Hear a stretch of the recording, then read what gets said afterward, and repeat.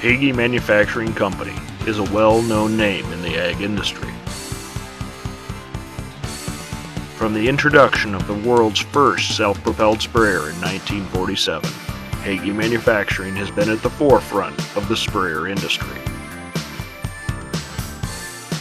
The first to offer front-wheel assist, four-wheel drive, twin tanks, hydrostatic drive, front-mounted booms, and many, many other innovations. But what's not well known is the history behind the family-owned business. For the next few minutes, we invite you to learn about Hagie Manufacturing Company, who we are, where we've come from, and what we've accomplished in the past 60 years.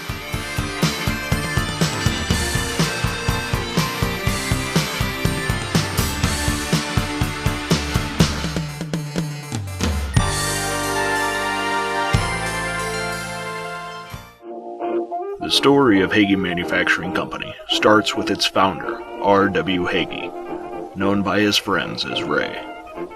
Ray was born February 1st, 1910. Growing up, he worked on the family farm while going to school, and was active in sports like football, wrestling, and track. In 1927, Ray Hagie was a student at Iowa State College, studying animal husbandry. It was during his enrollment that Ray learned of a new method of growing seed corn called crossbreeding. Ray was intrigued with the process. Upon returning home after graduation, he began growing and crossbreeding corn on his own farm, first for himself, then for his neighbors. In 1933, his business had grown, and he opened Hagie Hybrids, one of the earliest hybrid seed corn companies. The seed corn company grew, and the plant in Clarion was expanded. But in 1942, the business and the nation had a great setback. December 7th, 1941, a date which will live in infamy. The nation was attacked, and we were thrust into World War II. Because of the war, Hagie Hybrids, just like the rest of the nation, was required to find a new source for much of its workforce. Women and children came forward to fill the voids left behind by the soldiers fighting around the globe.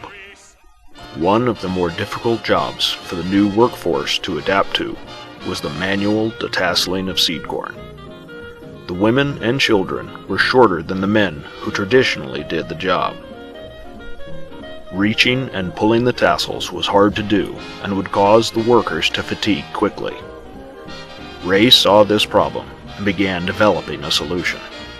Ray began to develop a machine to carry the workers through the field, bringing them up to the level of the tassels, making it easier to pull.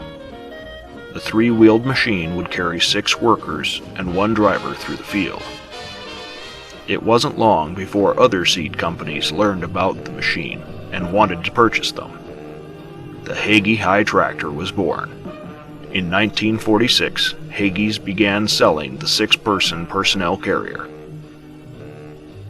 Ray, always the visionary, looked for other uses for the personnel carrier. It was about that time the Dow Chemical Company developed 2,4-Dow, now referred to as 2,4-D. The chemical could be used on corn to control broadleaf weeds. Spraying early in the season was easy, but some weeds would sprout and grow after the chemical could be applied. The result was the world's first self-propelled high-clearance sprayer, developed in 1947. It was the first of many innovative and revolutionary products or features Hagie has introduced to the sprayer industry. By 1948, the sprayer and personnel carrier business was getting to be such a large portion of the business that it was necessary to form Hagie Manufacturing Company. By the mid-50s, Hagie's was building 3 different sprayer models, the CA, CB, and CBK, with capacities ranging from 100 to 185 gallons. In 1955, Hagie became international when they began selling sprayers and detaslers around the world. That year, they shipped machines to Ontario, Canada, Managua, Nicaragua, and Amico, Peru. By the end of the 50s, the three-wheeled design was being reviewed. It was simple, but unstable. Development of a four-wheeled sprayer was started, and an experimental unit began testing in 1959. In 1960, the Model 430 was released with a 200-gallon solution tank and 24-foot booms, with extensions to 30 feet. It was also the first sprayer to offer Hagie's now famous front-mounted booms. In the 1960s, Hagie Manufacturing Company continued to grow, and advancements to the sprayers continued. By the end of the decade, Hagie Manufacturing Company was ready to make the next revolutionary introduction. In 1968, Hagie Manufacturing introduced the Model 440 high tractor. The 440 was the first hydrostatically driven sprayer, eliminating the mechanical drive systems which utilized chains and transmissions. The 440 was also equipped with the new HydroHug suspension system. The front telescopic legs were connected by hydraulic lines, allowing one leg to rise while the other lowered, keeping the machine level and maintaining boom height. It was also the first twin-tank sprayer and the first sprayer offered with a factory-installed cab. The 1970s started out where the 60s ended. Detasslers saw an increased resurgence in testing and prototyping. In the early 70s, 4 different detasslers were available. The 120 personnel carrier took technology introduced with the 440 sprayer into the detassler industry, hydrostatic drive.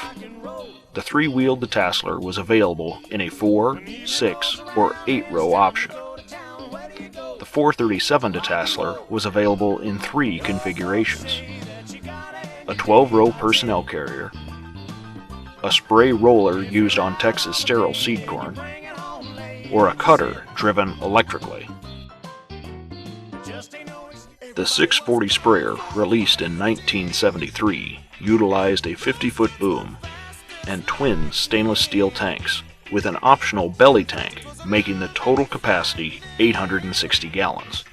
It was the first high-capacity unit offered by Hagie, and the first to offer air conditioning.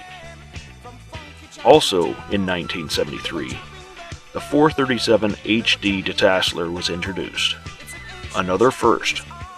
The 437 HD used hydraulic motors to drive the 6 cutter heads used to detassel. Hagie Manufacturing saw a new style in their sprayer designs during the 80s, releasing the 8400 in 1980 and 4 additional models in the next 5 years.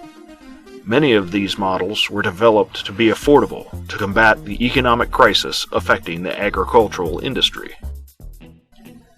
In the 1990s, Hagie Manufacturing continued to develop sprayers to meet the demands of their customers, both farmer and custom applicator.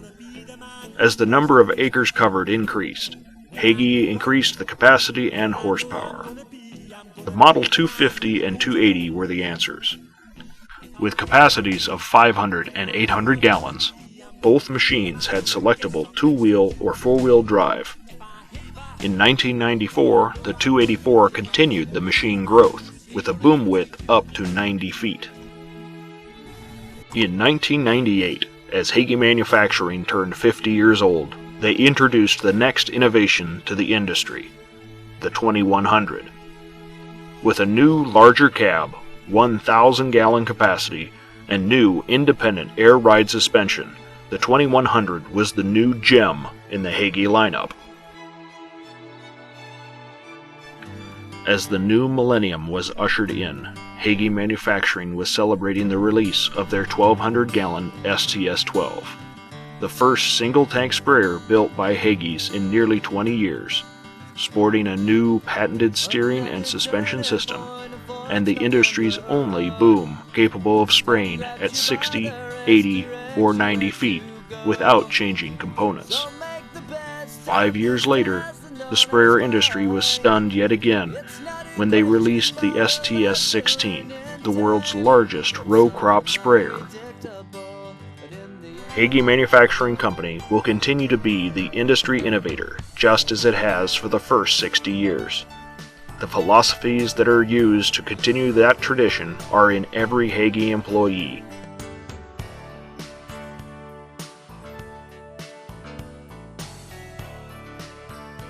And passed down to each generation of the Hagie family.